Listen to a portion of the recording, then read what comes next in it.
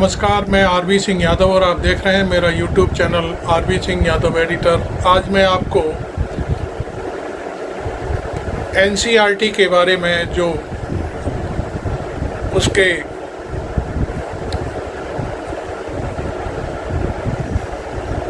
बदलाव हैं, उसने जो बदलाव किए हैं उसको लेकर के मैं बात करूंगा।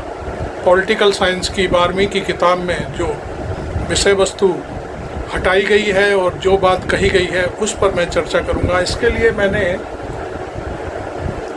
अपने मित्र नवीन कुमार के साथ भी कुछ क्लिपिंग आपके लिए मैंने तैयार की हैं, वो भी मैं पूरी कहानी बताऊंगा। और जो दिनेश कुमार सकलानी हैं एनसीईआरटी के अध्यक्ष, उनकी जो बेहूदी और ये कहने चाहिए तर्क, बेहुदा तर्क है, उसको भी मैं आपको दिखवाऊंगा।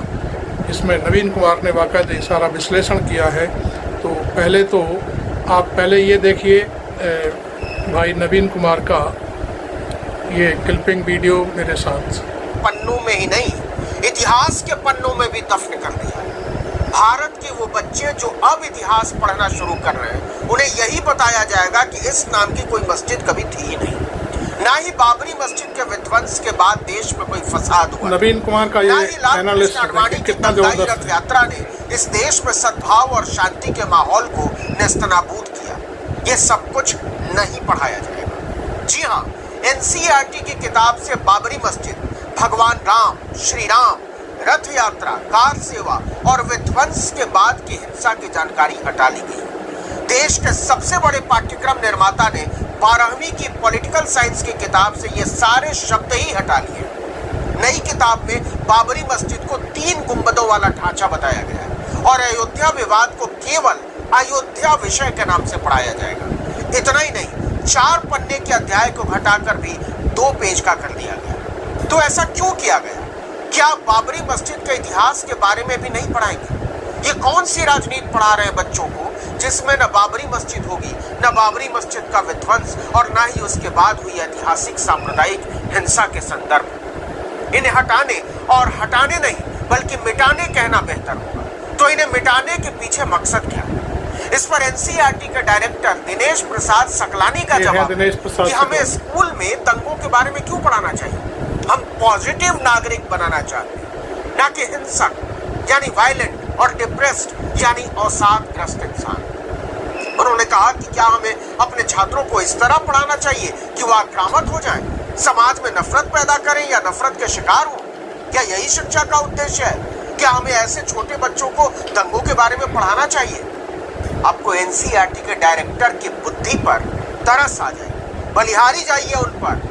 उनकी बुद्धि और समझदारी के हिसाब से 12वीं में पढ़ने वाले बच्चों को न प्रथम विश्व युद्ध के बारे में पढ़ाया जाना चाहिए जिसमें लगभग 50 लाख लोग मारे गए, न द्वितीय विश्व युद्ध के बारे में जिसमें लगभग 7 करोड़ लोग मारे गए, न रूसी क्रांति के बारे में जिसमें कोई 9 लाख लोग मारे गए, न चीन के डेनगान विद्रोह के बारे में जिसमें कोई 12 लाख लोग मारे गए, न नेपोलियन बोनापार्ट के बारे में जिसके युद्ध में कोई 7 लाख लोग मारे गए, न तैमूर लंग के हमलों के बारे में जिसमें कोई 20 लाख लोग मारे गए, न फ्रांस की क्रांति के बारे में जिसमें कोई 17,000 लोगों को आधिकारिक तौर पर फांसी दे दी गई। ये एनसीईआरटी के इतिहासकार डायरेक्टर दिनेश सैलानी की बुद्धि। लेकिन ऐसा नहीं है।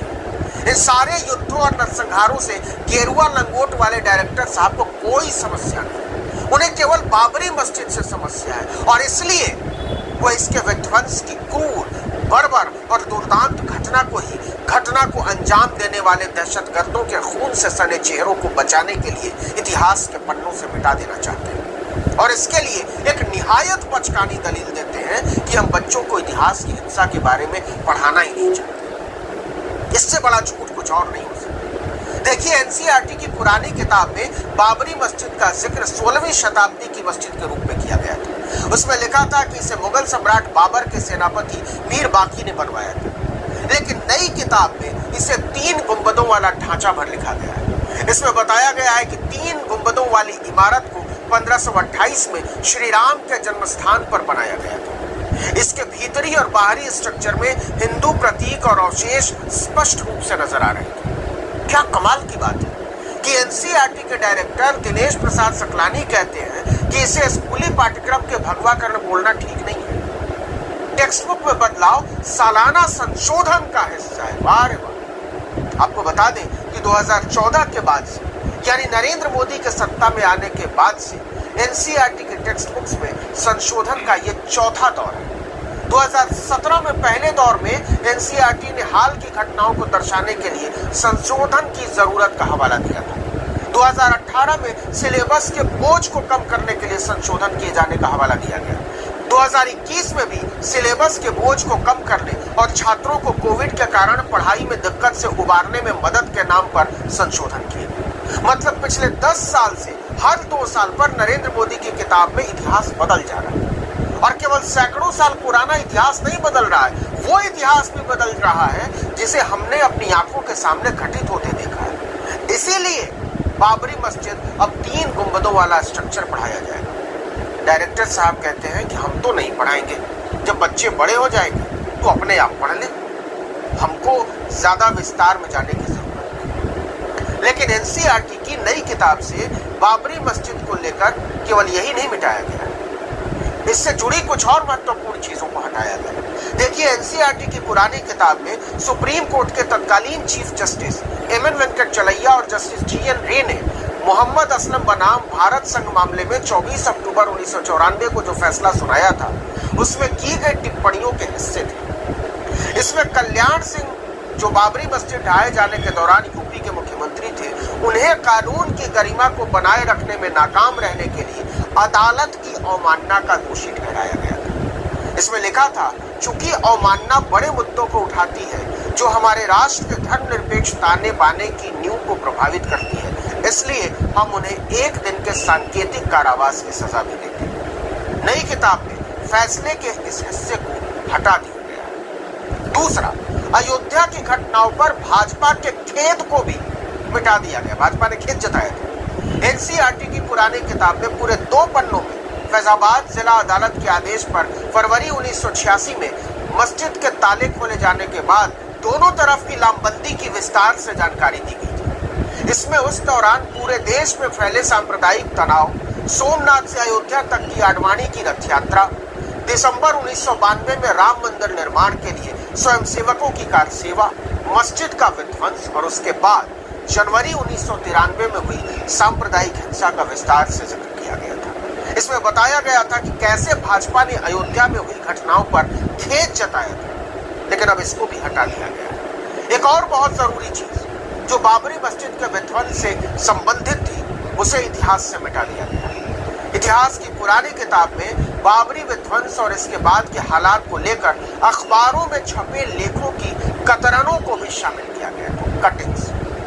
इनमें 7 दिसंबर 1992 का एक लेख भी शामिल था, जिसका शीर्षक था बाबरी मस्जिद डिमोलिश्ड, सेंटर सैक्स कल्याण गवर्नमेंट। मतलब बाबरी मस्जिद का विध्वंस, केंद्र सरकार ने कल्याण सरकार को बर्खास्त किया। 13 दिसंबर 1992 के एक अन्य शीर्षक में पूर्व प्रधानमंत्री अटल बिहारी वाजपेयी के हवाले से कहा गया था, अयोध्या बीजेपी वर्स्ट मिसकैलकुलेशन।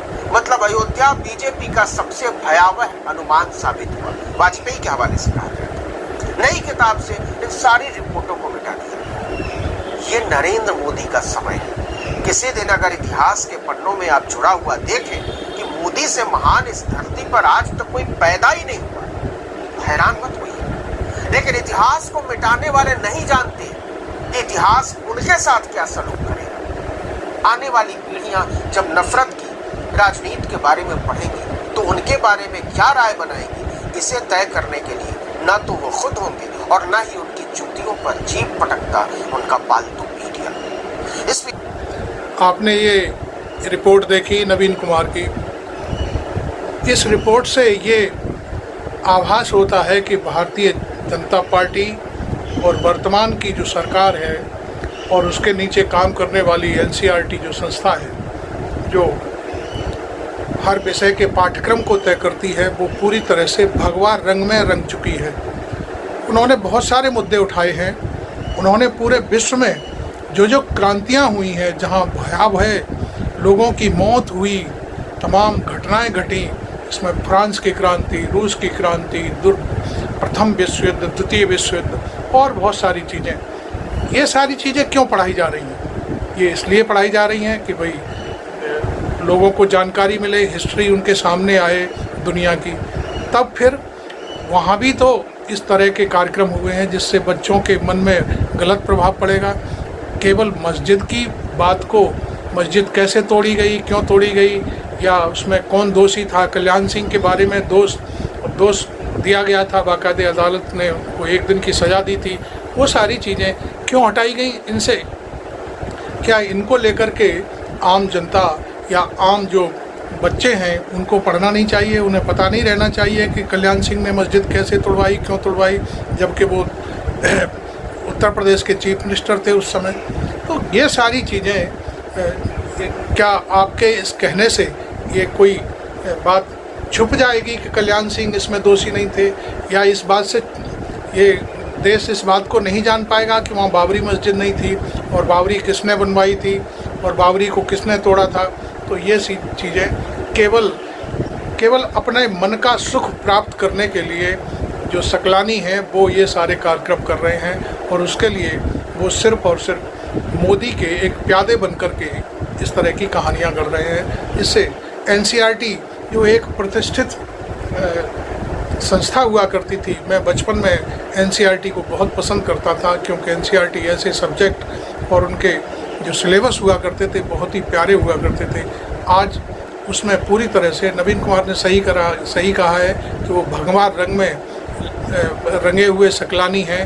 वो वास्तविकता यही है कि वो एक सिंधी समाज से आते हैं और सिंधी समाज पूरी तरह से भारतीय जनता पार्टी के पक्ष में वोटिंग भी करता है और विषय वस्तु भी बनाता है, कहानियाँ गढ़ता है।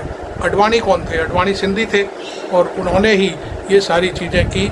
एक रथ यात्रा निकाली सोमनाथ से अयोध्या तक, लेकिन वो अयोध्या नहीं पहुंच पाए और उनका मकसद सारा धरा का धरा रह गया, क्योंकि उन्हें लालू प्रसाद यादव ने बिहार में रोक करके जो रथ था वो गंगा में फेंकवा दिया था।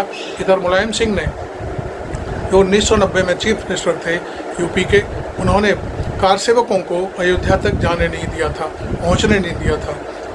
उनकी सरकार भले ही चली गई थी, लेकिन उसके बावजूद भी वो अपनी दृढ़ता पर डटे रहे और बाबरी मस्जिद उन्होंने नहीं टूटने दी। ये अगला दौर था कि 1992 में 6 दिसंबर को कल्याण सिंह, जो एकदम बुजदिल व्यक्ति थे, उन्होंने अपने रहते हुए मस्जिद को तोड़वा दिया और अंत में सुप्रीम कोर्ट तक ने कहा कि ये गलत तरीके से तोड़ी गई, ये मेरे शब्द नहीं है, और उनको सज़ा भी मिली। ये एक ऐतिहासिक तथ्य है, इसको छुपाया नहीं जाना चाहिए। तो थैंक यू एनसीईआरटी, जो तुम कर रहे हो वो देश जानता है, देश सुधारेगा। अभी आपकी समझ में ये नहीं आया है कि अभी तो अयोध्या की सीट हारी है, आगे आगे देखिए होता है क्या। इस देश को धर्म के आधार पर, जातियों के आधार पर बांटने की कोशिश मत करो, अन्यथा तुम्हें इतिहास कभी माफ़ नहीं करेगा। ये इतिहास लिखा जाएगा जो आप सब कुछ कर रहे हैं। Thank you very much. मैं आरबी सिंह यादव।